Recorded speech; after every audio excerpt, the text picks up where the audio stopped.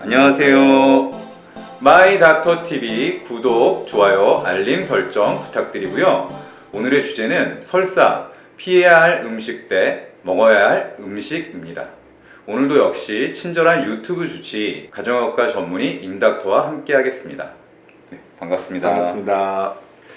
자, 오늘 주제가 설사인데요. 네네. 저 같은 경우는 뭐 이렇게 좀 기름진 음식을 먹었다든지 네.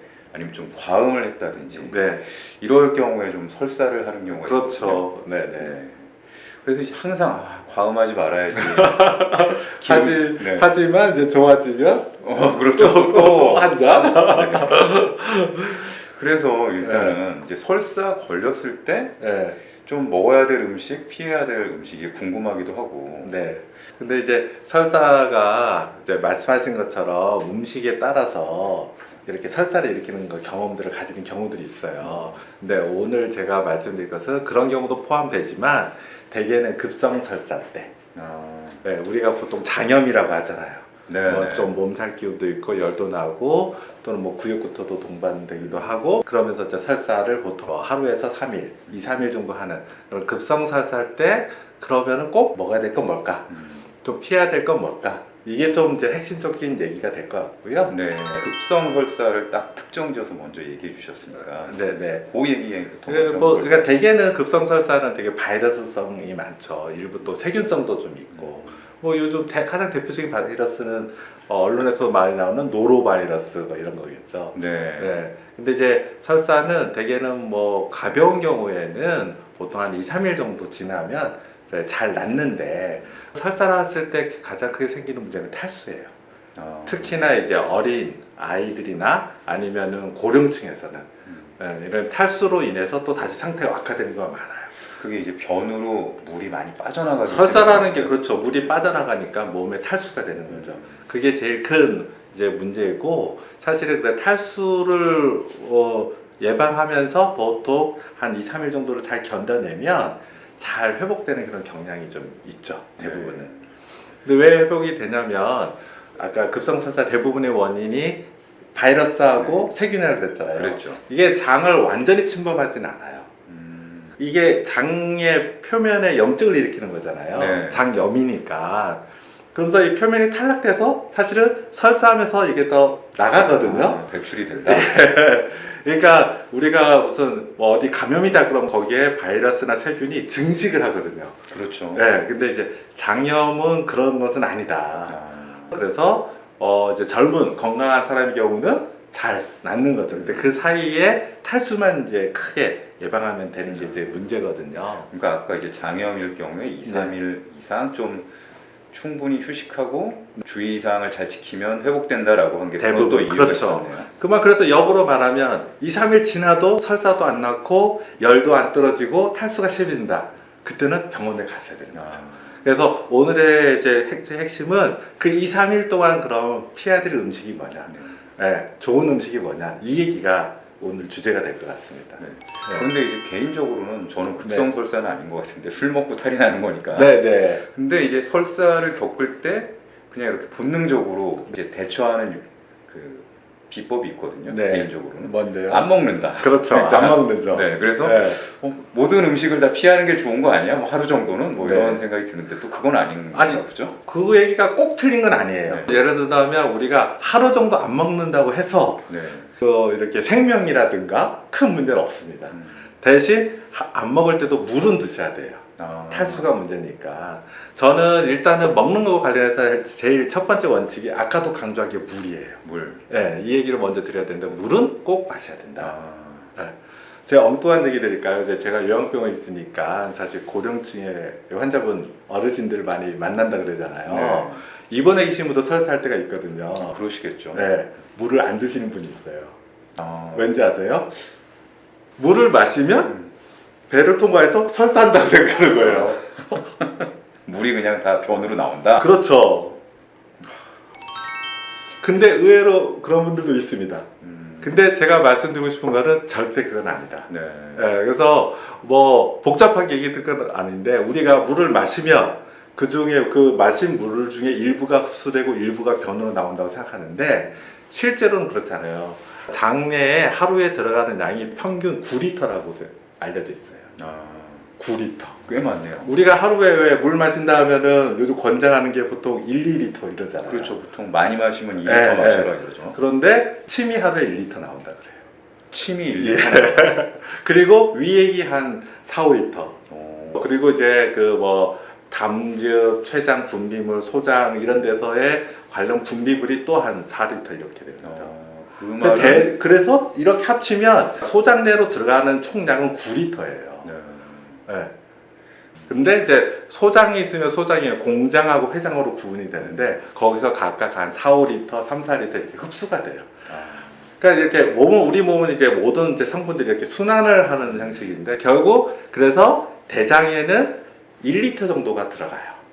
들어가는데 마지막에 대장이 변을 만드는 거잖아요. 그렇죠. 거기서 보통 800cc가 흡수되고 그 200cc가 적당한 점성의 네. 우리 변을 만들어서 우리가 배출하는 거죠. 아, 이게 보통 이게 정상변인데 여기 이 800리터의 문제가 되거나 아니면 소장에서 흡수되는데 이게 문제가 될 때 왜냐하면 장 점막의 손상으로 기능이 손상되잖아요. 그래서 이제 설사가 일어나는 거거든요.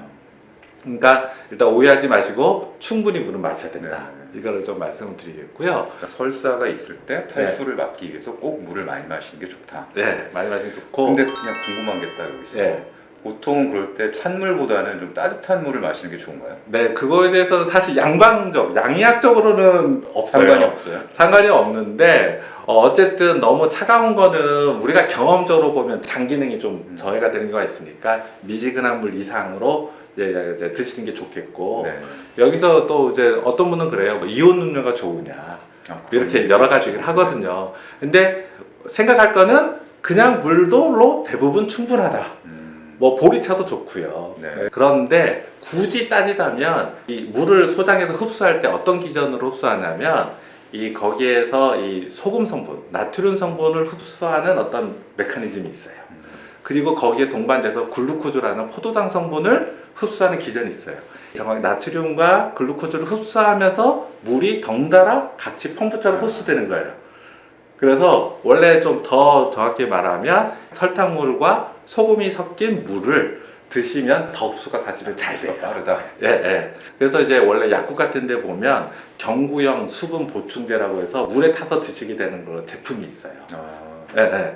그래서 그거는 이제 보통 소아, 어린애들의 경우에 이제 특히나 이제 그렇게 하고요. 그냥 보통 물도 좋지만 뭐 좀 탈수가 좀 심하다 그러면 약국에서 그런 걸 할 수도 있고 뭐 보통 이제 집에서 흔히 만들 수 있는 방법 이제 뭐 이거 검색해도 잘 나와 있습니다. 물 1리터에 그 다음에 소금 티스푼으로 2분의 1 넣고 설탕은 그냥 스푼으로 한 2스푼 정도 섞어서 그 물을 마시면 이제 좋다 이렇게 되어 있는 거죠. 이건 네. 제가 몰랐던 거네요. 네, 그래서 보통 물도 괜찮습니다. 네. 네, 네, 하지만 좀 더 탈수가 심하다. 특히 어린 애들이다. 이럴 경우에는 그런 점을 참고하면 될 것 같습니다. 여기서 기억해야 될 거는 네, 설사가 생겼을 때 먹어야 될 음식 1순위는 물이다. 물이다. 이거네요. 네, 네. 그래서 다른 거는 그 아까 말했잖아요. 하루 정도 굶어도 된다. 네. 그래서 제가 사실은 말씀 보통 환자한테 드리는 거는 몸을 따라라고 말씀을 드려요. 몸을 따라가라. 예, 예. 급성 설사의 경우에 대부분은 한 2, 3일 지나면 나아가는 거거든요. 설사 손상이 있다가 서서히 회복되거든요. 그럼 손상이 있을 때는 당연히 배도 아프죠. 네. 울렁거리죠. 먹기가 싫어요. 그럼 저는 환자분께 말씀드리면 드시지 말라. 근데 이제 조금 이제 배도 조금 가라앉고 설사도 좀 괜찮고 네. 이러면 좀 먹게 돼요. 그런데 먹다가도 한 번 딱 한두 수저 먹었더니 또 뭔가 더부룩하다. 또 설사하게 된다. 이러잖아요. 네. 그러니까 그럴 경우에는 스탑 그만. 양을 생각하지 말고 몸을 따라가라. 저는 이렇게 표현하거든요. 네. 이렇게 말씀드리는 이유는 이제 뭐냐면요. 사실은 이제 많은 설사의 경우에 한두 끼 정도 이렇게 장에 자극을 안 주기 위해서 식사를 안 하시는 것도 한 좋은 방법이긴 해요. 근데 또 한편으로는 아까도 말씀드렸잖아요.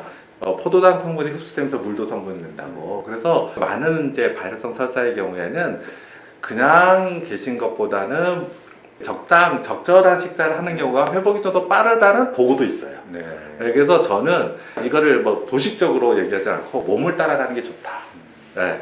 그래서 뭐 몸이 안 받으면 하루라도 더 굶어도 되고요.